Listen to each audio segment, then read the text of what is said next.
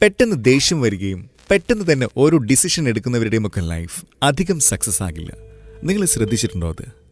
ഇനി അഥവാ ഇതുവരെ പ്രശ്നങ്ങളൊന്നും ഇല്ലാതെയാണ് പോകുന്നത് എന്നുണ്ടെങ്കിൽ എന്തെങ്കിലും ഒരിക്കൽ ഇത് അവർക്ക് ദോഷമുണ്ടാക്കും. കാരണം മനസ്സിനെ അലട്ടുന്ന കാര്യങ്ങളെയും പെട്ടെന്നുണ്ടാകുന്ന എമോഷൻസിനെയും ഒക്കെ ഡിപ്പെൻഡ് ചെയ്ത് തീരുമാനങ്ങൾ എടുക്കുകയും അത് പ്രവർത്തിക്കുകയും ചെയ്യുന്നവർക്ക് വീഴ്ചകളും നഷ്ടങ്ങളും ഒരുപാടുണ്ടാകും. ബ്രെയിൻ മീഡിയയുടെ വ്യൂവേഴ്സിന് ആർക്കും ഇങ്ങനെയുള്ള ബുദ്ധിമുട്ട് നേരിടേണ്ടി വരരുത് എന്നെനിക്ക് ആഗ്രഹമുണ്ട്. അതുകൊണ്ട് നിങ്ങളുടെ വളർച്ചയും ഡെവലപ്മെൻറ്റിനും വേണ്ടി മനസ്സിനെയും ഇമോഷൻസിനെയും എങ്ങനെ കൺട്രോൾ ചെയ്യാമെന്നതിനെക്കുറിച്ചാണ് ബ്രെയിൻ മീഡിയ ഇന്ന് പറഞ്ഞു തരുന്നത്. നിങ്ങളുടെ സപ്പോർട്ടാണ് നമുക്ക് പിന്നെയും വീഡിയോ ചെയ്യാനുള്ള എനർജി നൽകുന്നത്. അതുകൊണ്ട് ചാനൽ ഒന്ന് സബ്സ്ക്രൈബ് ചെയ്ത് നിങ്ങളുടെ സ്നേഹം അറിയിക്കുക.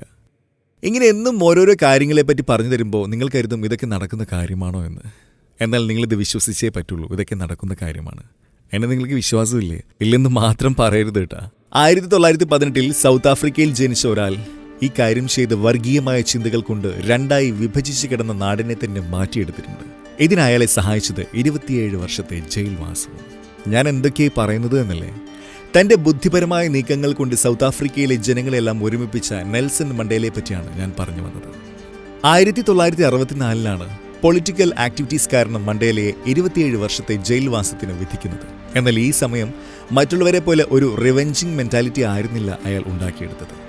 നിരവധി ബുക്കുകൾ വായിച്ച് അതിലൂടെ അറിവുകൾ നേടിയ മണ്ടേല തന്റെ രാജ്യത്തെ ഒന്നിപ്പിക്കേണ്ടത് സമരം കൊണ്ടോ അക്രമങ്ങൾ കൊണ്ടോ അല്ല എന്നും, മറിച്ച് മനുഷ്യനെ അവന്റെ നിറത്തിനെ വെച്ച് വേർതിരിക്കേണ്ടതില്ലെന്നും എല്ലാവരും ഒരുപോലെ ആണെന്നുമുള്ള ചിന്ത ആളുകളെ മനസ്സിലാക്കുന്നതിലൂടെയാണെന്ന് കണ്ടെത്തി.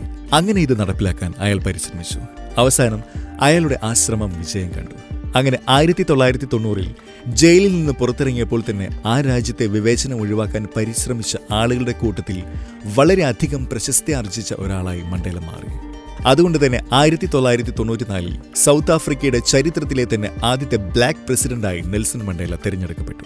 പിന്നെ ഈ ബ്ലാക്ക് പ്രസിഡന്റ് എന്ന് മെൻഷൻ ചെയ്യുന്നതിനേക്കാൾ എനിക്കിഷ്ടം ഒരു രാജ്യത്തിനെ മുഴുവൻ ഒന്നിപ്പിക്കുക എന്ന ലക്ഷ്യത്തിൽ വിജയിച്ച ഒരു വ്യക്തിയായി അദ്ദേഹത്തെ പറയുന്നതാണ്. കാരണം നിറത്തിലല്ല മനുഷ്യനാണ് പ്രാധാന്യം എന്ന് പഠിപ്പിച്ച ആ വ്യക്തിയെ തന്നെ അയാളുടെ നിറം ഉപയോഗിച്ച് പരിചയപ്പെടുത്തുന്നത് അത്ര ശരിയാണെന്ന് എനിക്ക് തോന്നുന്നില്ല. നിങ്ങൾക്കും ഇതേ അഭിപ്രായം തന്നെയാണോ ഉള്ളത്? കമന്റ് ബോക്സ് വഴി അറിയിക്കാവുന്നതാണ്. അപ്പോൾ ഈ ഒരു ലക്ഷ്യത്തിൽ നെൽസൺ മണ്ടേല വിജയിച്ചത് എങ്ങനെയാണെന്ന് നിങ്ങൾക്ക് മനസ്സിലായോ?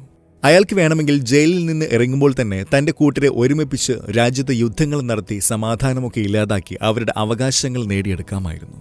പക്ഷേ അങ്ങനെ ചെയ്താൽ മനുഷ്യന്റെ സമാധാനവും നിരവധി പേരുടെ ജീവനും നഷ്ടമാകുമെന്ന് അയാൾ മനസ്സിലാക്കി. അങ്ങനെയാണ് മനുഷ്യന് വില കൊടുത്ത് സമാധാനത്തിന്റെ പാതയിൽ സഞ്ചരിച്ച് എല്ലാവരെയും ഒരുമിപ്പിച്ചെടുക്കുക എന്ന ചിന്ത അയാൾക്ക് ലഭിച്ചത്. എന്നാൽ ഈ പദ്ധതി വിജയകരമായി നടപ്പിലാക്കാൻ അദ്ദേഹത്തിന് സാധിച്ചത് ഇമോഷൻസിനെ അയാൾ കൺട്രോൾ ചെയ്യാനുള്ള അവസരം കൊടുക്കാതെ ഇമോഷൻസിനെ അയാൾ കൺട്രോൾ ചെയ്തു എന്നതുകൊണ്ടാണ്. ഇതിന് സഹായിച്ചതാകട്ടെ ജയിലിൽ ആയിരുന്നപ്പോൾ അയാൾ വായിച്ച പുസ്തകങ്ങളും. ചിലപ്പോൾ അന്ന് ജയിലിൽ കഴിയേണ്ടി വരില്ലായിരുന്നുവെങ്കിൽ ഇങ്ങനെയൊരു നീക്കം നടത്തുക എന്നൊന്നു പോലും അദ്ദേഹത്തിന് തോന്നുകയുണ്ടായിരിക്കില്ല. ഇതുപോലെ തന്നെ സമാധാനത്തിന്റെ പാതയിലാണ് ഗാന്ധിജിയും നമുക്ക് സ്വാതന്ത്ര്യം നേടിത്തന്നത്. ആ കഥകളൊക്കെ നിങ്ങൾക്ക് അറിയാവുന്നതുകൊണ്ട് ഞാൻ തൽക്കാലം അതിലോട്ട് പോകുന്നില്ല. ഇതിൽ നിന്നും ഇമോഷൻസിനെ കൺട്രോൾ ചെയ്യേണ്ടത് എത്രത്തോളം ഇമ്പോർട്ടൻ്റ് ആണെന്ന് നിങ്ങൾക്ക് മനസ്സിലായെന്ന് കരുതുന്നു. ഇമോഷൻസിനെയും മനസ്സിനെയും ഒക്കെ കൺട്രോൾ ചെയ്യുക എന്നത് വിജയത്തിലേക്ക് എത്താനും നമ്മുടെ പേഴ്സണൽ ഗ്രോത്തിന് ഒരുപാട് സഹായിക്കുകയും ചെയ്യുന്ന ഒരു പരിപാടിയാണ്. അതുകൊണ്ട് ഇന്ന് നിങ്ങൾക്ക് എങ്ങനെ ഇതിനെയൊക്കെ കൺട്രോൾ ചെയ്ത് വിജയത്തിലേക്ക് എത്താം എന്നുള്ളതിൻ്റെ ടിപ്സുകളാണ് പറഞ്ഞു തരാൻ പോകുന്നത്. അതിനു മുൻപ് ഈ ചാനൽ ഒന്ന് സബ്സ്ക്രൈബ് ചെയ്ത് വെച്ചേക്കണേ. അപ്പോൾ ഇതിനായി ആദ്യം ചെയ്യേണ്ടത് നമ്മുടെ ഇമോഷൻസും ചിന്തകളുമൊക്കെ എന്താണെന്ന് അല്ലെങ്കിൽ എങ്ങനെയുള്ളതാണെന്ന് മനസ്സിലാക്കാം. എന്ന് വെച്ചാൽ നമ്മുടെ ചിന്തകൾ നമുക്ക് നൽകുന്നത് പോസിറ്റീവാണോ നെഗറ്റീവാണോ എന്ന് സ്വയം മനസ്സിലാക്കണം. ഇങ്ങനെ ഓരോ കാര്യങ്ങളും നിരീക്ഷിക്കുമ്പോൾ നിങ്ങളെ ഡൗൺ ആക്കുന്ന അല്ലെങ്കിൽ നിങ്ങളിൽ നെഗറ്റിവിറ്റി ഉണ്ടാക്കുന്ന കാര്യം എന്താണെന്ന് നിങ്ങൾക്ക് പിടികിട്ടും. പിന്നീട് ഇതിനുള്ള പരിഹാരം കണ്ടെത്തി ഇത് പരിഹരിക്കണം. ഒഴിവാക്കാൻ പറ്റുന്നതാണെങ്കിൽ അതിന് വലിയ പ്രാധാന്യമൊന്നും അധികം കൊടുക്കേണ്ടതില്ല, അങ്ങ് ഒഴിവാക്കി വിടണം, അത്ര തന്നെ. ചിലപ്പോൾ ഒരു ബ്രേക്കപ്പ് ഒക്കെ കഴിഞ്ഞ് ശോകമടിച്ചിരിക്കുന്നവരൊക്കെ കാണും. ചിലർ മ്യൂച്വലി പറഞ്ഞ് അവസാനിപ്പിച്ചതാകും, മറ്റുള്ളവർക്ക് തേപ്പ് കിട്ടിയതാകും. എന്തു തന്നെയാണെങ്കിലും ഇതിലൊന്നും ഒരു കാര്യമില്ലെന്ന് മനസ്സിലാക്കുക. പോയർ പോട്ടെ, അവർക്ക് നമ്മളെ വേണ്ടാത്തത് കൊണ്ടല്ലേ അവർ പോയത്. പിന്നെ നമ്മൾ എന്തിനാണ് നമ്മളെ വേണ്ടാത്തവരെ ഓർത്ത് ദുഃഖിക്കുന്നത്? ജസ്റ്റ് മൂവ് ഓൺ ചെയ്യുക. നമ്മുടെ ലൈഫ് മാക്സിമം എൻജോയ് ചെയ്യുക. മനസ്സിനെ കൺട്രോൾ ചെയ്യുന്നത് പോലെ നമ്മുടെ കൺട്രോളും നമ്മുടെ കൈകളിൽ തന്നെ ആകണം. അതായത് എപ്പോഴും ഉണർന്നിരിക്കണം എന്ന് വെച്ചാൽ ഉറങ്ങാതെ ഇരിക്കണം എന്നല്ല. നമ്മൾ നിൽക്കുന്ന ഈ നിമിഷത്തിൽ എന്താണ് ചെയ്യുന്നത്, എന്താണ് ചെയ്യേണ്ടത് എന്നൊക്കെ ഉള്ളതിനെപ്പറ്റി ഒരു ബോധം വേണം. ഓവർ തിങ്കിങ്ങും പകലുള്ള സ്വപ്നം കാണലും ഒക്കെ ഒഴിവാക്കണം. ഒരു ദിവസത്തിൽ എപ്പോഴെങ്കിലും കുറച്ച് സമയം നമ്മുടെ ബ്രീത്തിങ്ങിൽ കോൺസെൻട്രേറ്റ് ചെയ്യാനായി കണ്ടെത്തണം. ഇത് സ്ട്രെസ്, ആങ്സൈറ്റി, നെഗറ്റീവ് ഇമോഷൻസ് ഒക്കെ കുറയ്ക്കും. എപ്പോഴും പോസിറ്റീവ് ചിന്തകളായിരിക്കണം നമ്മുടെ മനസ്സ് നിറച്ചും. നെഗറ്റീവ് തോട്ട്സിന് മൈൻഡിൽ സ്പേസ് കൊടുക്കരുത്. ഇങ്ങനെയുള്ളവ നിങ്ങൾ എല്ലാ കാര്യത്തിലും പിന്നിലോട്ട് പിടിച്ചു വലിക്കും. ഒരു കാര്യവും കോൺഫിഡൻ്റായി ചെയ്യാനോ ഉത്തരവാദിത്തോടു കൂടി ഒരു ജോലി ഏറ്റെടുക്കാനോ ഈ ചിന്തകൾ നമ്മളെ അനുവദിക്കില്ല.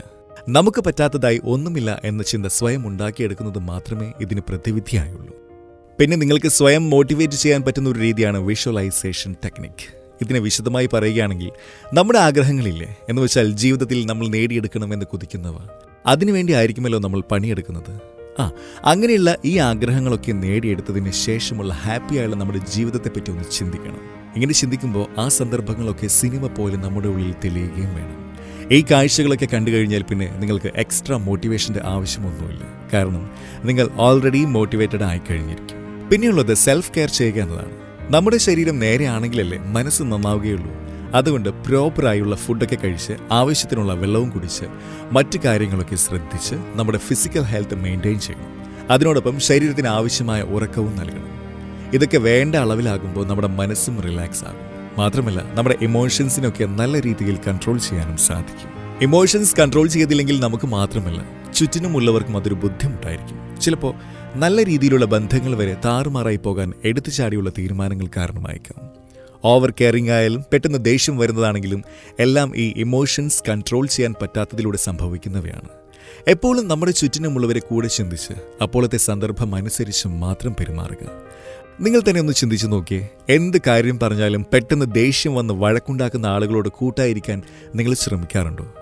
അയാൾ എപ്പോൾ എങ്ങനെ പെരുമാറും എന്ന് പോലും പറയാൻ പറ്റില്ല അല്ലേ?